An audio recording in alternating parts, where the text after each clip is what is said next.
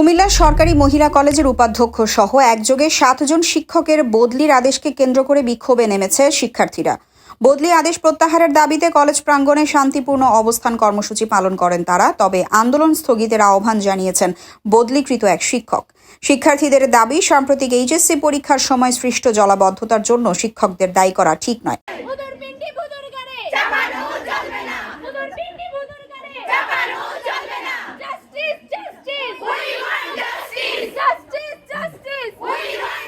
তাদের ভাষ্য, ওই দিন শুধু সরকারি মহিলা কলেজ নয়, কুমিল্লা ভিক্টোরিয়া সরকারি কলেজ, কুমিল্লা শিক্ষা বোর্ড, সদর হাসপাতাল সহ নগরীর বিভিন্ন গুরুত্বপূর্ণ সড়কেও কোমর সমান পানি জমেছিল।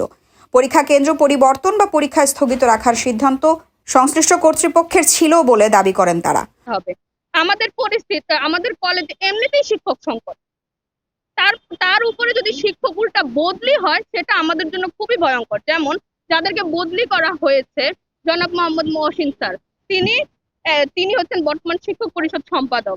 মাহমুদুল্লাহ মজুমদার স্যার, যিনি ইসলাম ইতিহাসের শিক্ষক, তিনি হচ্ছেন সাবেক শিক্ষক পরিষদ বিভাগীয় প্রধান এবং শিক্ষক পরিষদ সম্পাদক। জনাব মোহাম্মদ আব্দুল মালেক, গণিত বিভাগের বিভাগীয় প্রধান।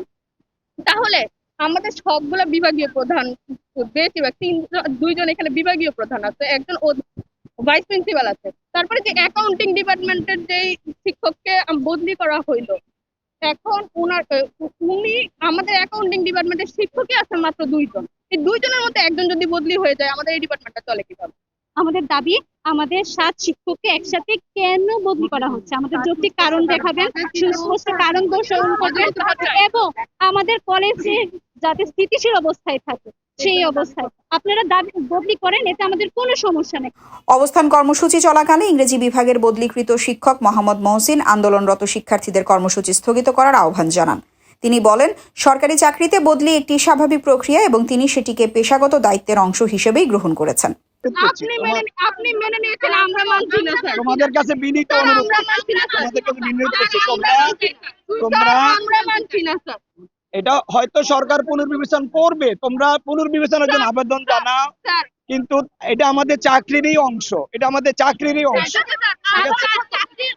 কিন্তু একসাথে 7 জনকে যদি ন্যায় করে দেওয়া হয় তাহলে কলেজে শূন্য হয়ে যাবে, অভিভাবক মেরুদণ্ডহীন। আমি তোমাদেরকে অনুরোধ করতেছি, তোমরা আমার অনুরোধটুকু রাখো, তোমরা আমাদের অনুরোধটুকু রাখো। আমাদের কাছে আমি অনুরোধ, তোমাদের কাছে আমি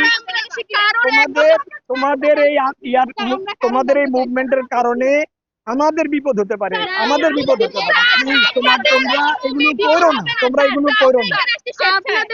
শিক্ষার্থীরা দ্রুত বদলির আদেশ বাতিল বা পুনর্বিবেচনার মাধ্যমে কলেজের স্বাভাবিক শিক্ষা কার্যক্রম অব্যাহত রাখার দাবি জানিয়েছেন। তবে এই বিষয়ে সংশ্লিষ্ট কর্তৃপক্ষের কোনো আনুষ্ঠানিক বক্তব্য পাওয়া যায়নি। জাকারিয়া হোসাইন ভুঁইয়ার তথ্য ও ভিডিও চিত্রে কুমিল্লার কাগজ ডেস্ক রিপোর্ট।